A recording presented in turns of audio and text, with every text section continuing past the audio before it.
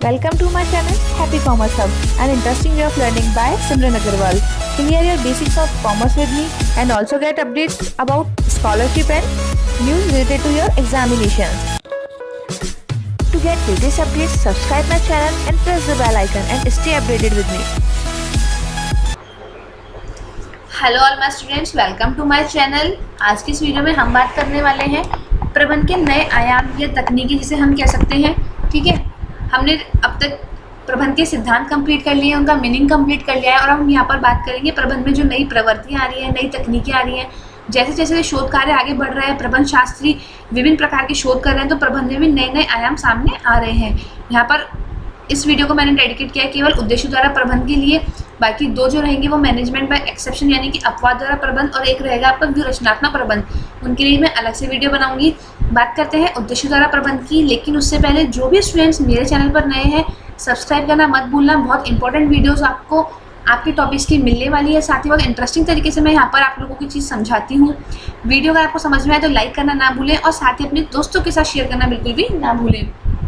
Start करते हैं उद्देश्य द्वारा प्रबंध। ये तो हम जानते हैं, ये प्रबंध एक उद्देश्यपूर्ण प्रक्रिया है, यानी कि हम किसी न किसी उद्देश्य की प्राप्ति के लिए प्रबंध करते हैं।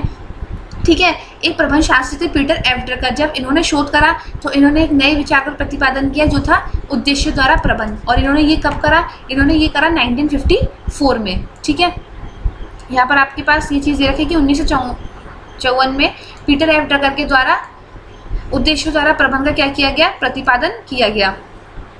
इसके बाद प्रोफेसर स्लेह ने क्या करा? इसका नाम बदलकर परिणामों द्वारा प्रबंध कर दिया। उद्देश्य क्या होते हैं? उद्देश्य अगर प्राप्त हो जाते हैं तो वो क्या हो जाते हैं? परिणामों में बदल जाते हैं। इसलिए उन्होंने क्या करा? प्रोफेसर स्लेह ने इसे परिणामों द्वारा प्रबंध नाम दे दिया।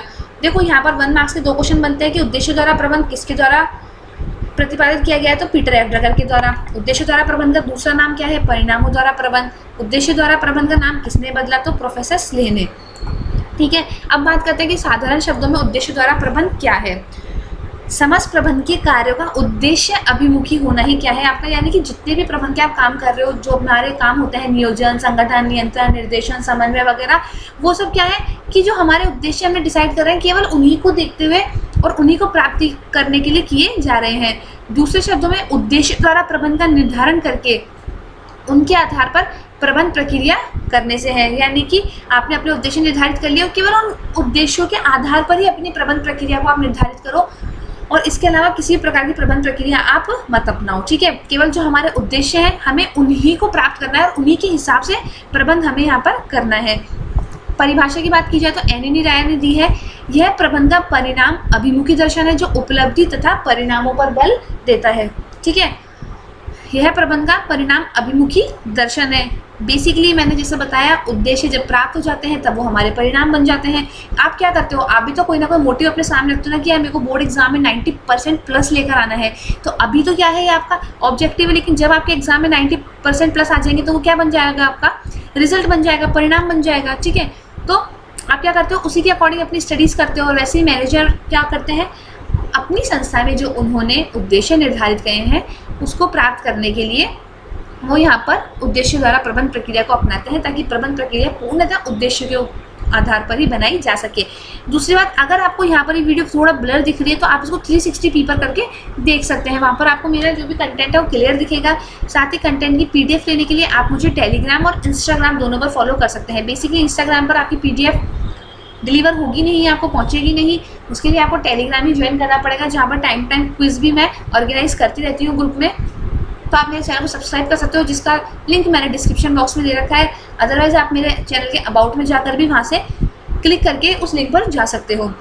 ठीक है, तो निष्कर्ष रूप में कहा जा सकता है कि MBO यानी कि मैनेजमेंट बाय ऑब्जेक्टिव एक ऐसी प्रणाली है जिसमें सभी श्रेणी के प्रबंधक, ऐसा नहीं है कि केवल उच्च स्तरीय प्रबंधक, यहाँ पर जितने भी प्रकार के प्रबंधक है, उच्च स्तरीय, मध्यम स्तरीय और निम्न स्तरीय, सभी प्रबंधक आपस में मिलकर निर्णय लेते हैं, उद्देश्य निर्धारित करते हैं और उन्हीं उद्देश्यों के हिसाब से कार्य बांटते हैं। ठीक है, जो उच्च स्तर ने उद्देश्य निर्धारित किए उस उद्देश्य के आधार पर ही मध्यम स्तर के प्रबंधक उद्देश्य निर्धारित करते हैं और उसी अकॉर्डिंग क्या होता है, निम्न स्तर के प्रबंधक अपना उद्देश्य निर्धारित करते हैं। जिसमें सभी श्रेणी के प्रबंधक तथा अधीनस्थ मिलकर संयुक्त रूप से संस्थागत, विभागीय, एक व्यक्तिगत उद्देश्यों का निर्धारण करते हैं और फिर उनकी प्राप्ति हेतु प्रबंध की क्रियाओं का संचालन करते हैं, जिससे संसाधनों का प्रभावी उपयोग किया जा सके, वह व्यक्ति, संगठन एवं पर्यावरण में एकीकरण स्थापित किया जा सके। देखो, अगर सबके गोल्स क्या होंगे, सिमिलर से होंगे, अगर ऑब्जेक्टिव आपके उद्देश्य समान नहीं है तो फिर क्या होता है, वाद विवाद खड़े होते हैं। लेकिन अगर सबका उद्देश्य समान है तो वाद विवाद के चांसेस तो ऑटोमेटिक घट जाते हैं। तो आपके संगठन के वातावरण में क्या होती है, स्वतः ही शांति का वातावरण पैदा हो जाता है, एक दूसरे से मेलजोल का वातावरण पैदा वहाँ पर हो जाता है। आई होप आप लोगों को समझ में आया होगा। आपकी बुक में इससे थोड़ा सा डिस्क्रिप्टिव दे रखा है, बट यहाँ पर मैं एज अ नोट्स बात कर रही हूँ तो ऑफकोर्स ये बात है, मैं सारा वहाँ से यहाँ से कॉपी करूँगी नहीं। तो मैंने यहाँ पर वही पॉइंट्स लिखे हैं जो अगर ये बड़ा क्वेश्चन भी आता है 6 मार्क्स का तो आप इसको आराम से अपने एग्जाम की कॉपी में लिख सकते हैं। फिर भी अगर आपकी बुक देख लेते हैं हम, ठीक है। अगर बुक की बात करें तो यहाँ पर टैरी के अनुसार प्रबंध उद्देश्यपूर्ण है। जैसा मैंने बताया, यह कुछ उपलब्धियों को प्राप्त करने के लिए किया जाता है। प्रबंध की सफलता बहुत कुछ सीमा तक उद्देश्यों के निर्धारण तथा उनके अनुरूप परिणाम प्राप्त करने पर निर्भर करती है। अब आपने जो उद्देश्य निर्धारित करे, अगर प्रबंध प्रक्रिया उस अकॉर्डिंग चली नहीं रही तो आप किसी भी हालत में परिणाम प्राप्त कर ही नहीं पाओगे। तो फिर आपकी पूर्ण प्रक्रिया क्या हो जाएगी, वेस्ट वो हो जाएगी। साधारण शब्दों में समस्त प्रबंध के कार्यों का उद्देश्य अभिमुखी होना ही उद्देश्य द्वारा प्रबंध है, जैसा कि हमने नोट्स में बात कर ली थी। उद्देश्य अनुसार प्रबंध संगठन के प्रत्येक स्तर पर संयुक्त रूप से उद्देश्यों, लक्ष्यों, दायित्वों का निर्धारण करने, प्रभावी कार्य नियोजन करने तथा लक्ष्य प्राप्ति के संदर्भ में कार्य निष्पादन का मूल्यांकन करने का एक व्यवस्थित दर्शन एवं तकनीक है। थोड़ा और अगर आप इसको डीप में जानना चाहें तो उद्देश्य अनुसार प्रबंध संगठन के प्रत्येक स्तर पर संयुक्त रूप से, ठीक है, उद्देश्य, लक्ष्य, दायित्वों का निर्धारण करने, प्रभावी कार्य नियोजन करने, उनके अनुसार काम करने, लक्ष्य प्राप्ति के संदर्भ में कार्य निष्पादन का ऑफकोर्स बात है मूल्यांकन भी करना पड़ेगा, व्यवस्थित दर्शन करने की तकनीक मानी गई है। उद्देश्य अनुसार प्रबंध प्रबंधकों तथा अधीनस्थों द्वारा संयुक्त रूप से मिलकर सामान्य लक्ष्य को निर्धारित करने, प्रत्येक व्यक्ति के उत्तरदायित्व का क्षेत्र अपेक्षित परिणामों के संदर्भ में परिभाषित करने तथा इनके आधार पर अधीनस्थों द्वारा अपने कार्य की योजना बनाने तथा अधिकारियों द्वारा उनके कार्य की प्रगति और परिणामों का मूल्यांकन करने। यानी कि अधिकारी अपने ऑब्जेक्टिव डिसाइड करेंगे, कर्मचारी अपने, परंतु साथ मिलकर करेंगे और संस्था के हित में अपने उद्देश्य वो लोग निर्धारित करेंगे। एनिनी राय के अनुसार परिभाषा हमने ऑलरेडी देख ली थी। आर.एन. उरिस के अनुसार मूलतः उद्देश्य द्वारा प्रबंध एक सरल अवधारणा है। यह वांछित परिणामों से निर्देशित अथवा पथ प्रदर्शित कार्य निष्पादन एवं उपलब्धि है।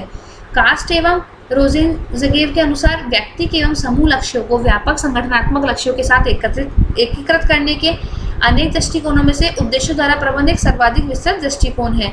उद्देश्य द्वारा प्रबंध लक्ष्य निर्धारण प्रक्रिया में प्रबंध के सभी स्तरों को सम्मिलित करके इस प्रकार की संरचना का प्रयास करता है।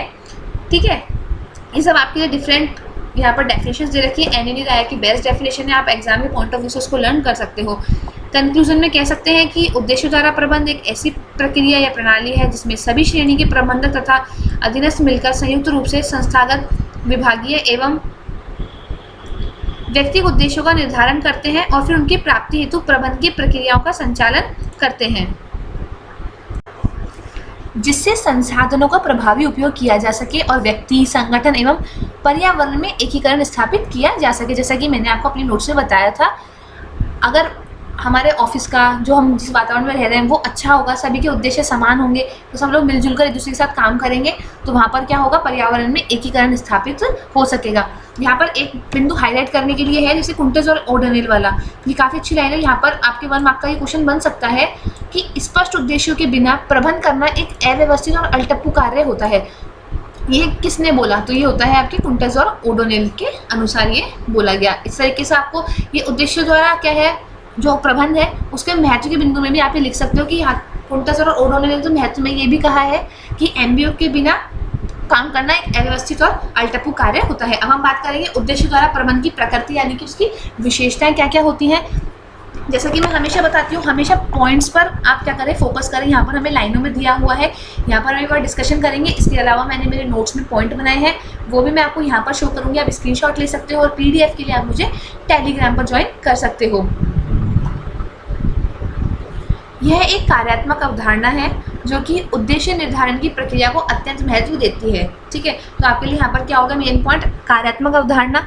जो क्या कर रही है, बेसिकली किसको इंपॉर्टेंस दे रही है कि उद्देश्य निर्धारित करो और उसी के अकॉर्डिंग आप प्रयास करो, जैसा कि हम स्टार्टिंग से बोलते हुए चीज़ आ रहे हैं। यह अवधारणा उद्देश्यों के निर्धारण की प्रक्रिया पर जोर देती है। ये भी हमने देखा कि हर स्तर पर क्या किए जाते हैं, उद्देश्य निर्धारित किए जाते हैं। ठीक है, यह परिणाम उन्मुखी विचारधारा, यानी कि परिणामों पर फोकस किया जाता है। उद्देश्य जो भविष्य में क्या होंगे, परिणामों में परिवर्तित हो जाएंगे। यह विचारधारा सहभागिता की विचारधारा पर आधारित है। इसमें ऐसा नहीं है कि केवल एक उच्च प्रबंधक ही अपने स्तर पर क्या करें, अपने उद्देश्य निर्धारित कर लें। यहाँ पर सभी स्तर के प्रबंधकों को मिलजुल कर एक साथ उद्देश्य निर्धारित करने पड़ते हैं, इसलिए ये क्या है, सहभागिता की विचारधारा। इसके बाद हम बात करते हैं उद्देश्य द्वारा प्रबंध के लाभ या गुण। ठीक है, उद्देश्य द्वारा प्रबंध प्रणाली के अनेक लाभ हैं। इसमें संपूर्ण संस्था, उच्च प्रबंधक, अधीनस्थ कर्मचारी सभी क्या होते हैं, लाभान्वित होते हैं। तो सबसे पहले आपको संस्था को क्या क्या लाभ मिलते हैं, श्रेष्ठ प्रबंधन। उद्देश्य अनुसार प्रबंध की प्रणाली से प्रबंध के कौशल और निष्पादन में सुधार होता है, क्योंकि उद्देश्य निर्धारित करने के बाद अगर उसी की ओर आप क्या है, अग्रसर है, तो ऑफकोर्स ही बात है प्रबंध कौशल में भी वृद्धि होगी। ठीक है, और निष्पादन में भी सुधार होगा, क्योंकि हमारे ऑब्जेक्टिव्स क्या है, एकदम क्लियर हैं। श्रेष्ठ नियोजन, उद्देश्य स्पष्ट है, अब हमें ये पता है कि क्या उद्देश्य है, किस हिसाब से हमें अपना प्रबंध करना है। ठीक है, तो हम क्या कर सकते हैं, नियोजन भी बहुत श्रेष्ठ तरीके से कर सकते हैं। संगठन की स्पष्टता, इस प्रणाली से संगठनात्मक भूमिका, संरचना, सत्ता, दायित्व, कार्य, भारार्पण आदि की स्थिति भी बहुत स्पष्ट हो जाती है, क्योंकि हमें यानी कि एक मैनेजर को अच्छे से नॉलेज है कि उच्च स्तर के प्रबंधक क्या चाहते हैं, मध्यम स्तर के क्या चाहते हैं और निम्न स्तर के क्या चाहते हैं। तो एक दूसरे के साथ क्या होता है, संगठन की स्पष्टता बिल्कुल यहाँ पर क्लियर हो जाती है। वचनबद्ध निष्पादन, उद्देश्य अनुसार प्रबंध कर्मचारियों में अपने कार्य व उद्देश्य के प्रति एक प्रतिबद्धता उत्पन्न कर देते हैं। यानी कि आपने अगर अपनी सहभागिता देते हुए उद्देश्य निर्धारित करें, यानी कि आपकी उसमें क्या थी, हाँ थी, रजामंदी थी, तो अगर अब आपके ही गोल है तो आप उस चीज़ को क्या हो, वचनबद्ध हो पूरा करने के लिए। प्रभावी नियंत्रण, उद्देश्य अनुसार प्रबंध के कारण कर्मचारियों, लक्ष्यों, योजनाओं, कार्यकलापों, कार्य प्रगति आदि पर प्रभावी नियंत्रण बना रहता है। उच्च प्रबंधकों को क्या लाभ होते हैं, मार्गदर्शन में आसानी रहती है, गोल्स क्लियर है तो अधीनस्थों को आराम से बातें समझाई जा सकती हैं। मूल्यांकन का आधार मिल जाता है। ठीक है, मूल्यांकन का आधार कैसे मिल जाता है, उद्देश्य पता है हमें, उनके अनुसार काम कर रहे हैं। अगर उद्देश्य प्राप्त हो जाएंगे तो क्या होगा, उनको हम चेक कर सकते हैं कि हमने जो उद्देश्य निर्धारित किए थे वो सही है या नहीं, यानी कि मूल्यांकन हम वहाँ पर कर सकते हैं। फॉर एग्जांपल आपने डिसाइड किया बीएसटी में मैं 95 प्लस मार्क्स लेकर आऊँगा, अब एग्जाम में आप कितने मार्क्स आते हैं, 90 आते हैं, 95 प्लस आते हैं। ठीक है, तो आप डिसाइड कर सकते हो और अपने काम का मूल्यांकन कर सकते हो। अधीनस्थों को आसानी से अभिप्रेरित किया जा सकता है। विभागों एवं कर्मचारियों के मध्य समन्वय भी सरल हो जाता है।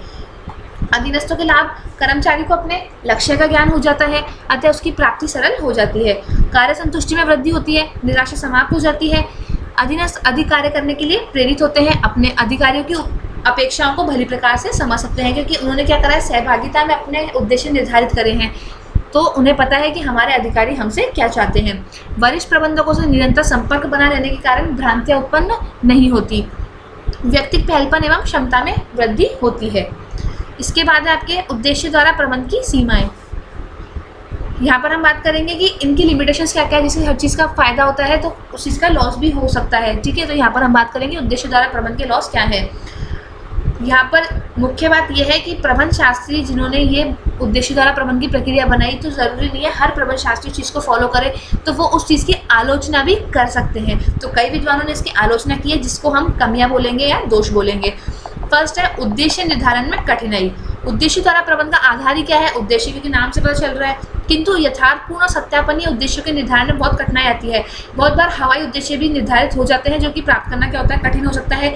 या फिर आपने जब उद्देश्य निर्धारित की तब कुछ और कंडीशंस थी और बाद में हो सकता है चेंज हो जाए, तो भावी अनिश्चितता, पूर्वानुमानों की कठिनाई, गतिशील वातावरण, सरकारी नीति आदि घटक बहुत ज़्यादा इसको प्रभावित करते हैं। तो ये नहीं हो सकता कि जो उद्देश्य निर्धारित किए गए वो एकदम सटीक होंगे और उनको प्राप्त भी एकदम सटीक तरीके से कर लिया जाएगा।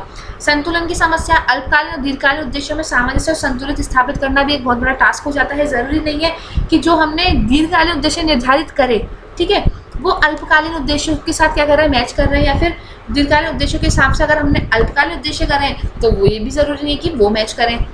बेलोसा की कठिनाई, बार बार नीति या नियम कानून उद्देश्य नहीं बदले जा सकते। ऐसा नहीं हो सकता है कि बार बार आपने उद्देश्य बदलते रहो, क्योंकि उद्देश्य बदलोगे तो आपको अपना नियोजन प्रक्रिया बदलनी पड़ेगी, आपको अपनी नीतियाँ, अपनी पॉलिसीज़ वगैरह सब बदलनी पड़ेंगी, जो कि क्या होती है, बार बार बदलना बहुत कठिन कार्य आपके लिए हो जाता है।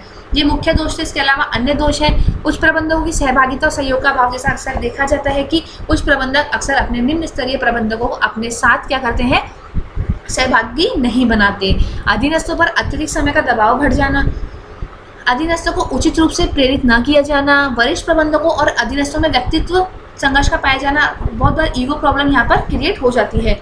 प्रबंधकों में कार्य के प्रति सच्ची निष्ठा का अभाव पाया जाना। कुछ विद्वानों के अनुसार उद्देश्यानुसार प्रबंधन में अधिक समय खर्च होता है, क्योंकि अगर तीनों स्तर के कर्मचारी या फिर किसी ऑफिस में ज़्यादा भी स्तर हो सकते हैं, सभी प्रकार के स्तर के कर्मचारी सहभागी होकर अगर विचार विमर्श करके उद्देश्य बनाएंगे तो ऑफकोर्स ये बात है एक टाइम कंज्यूमिंग प्रक्रिया हो जाएगी।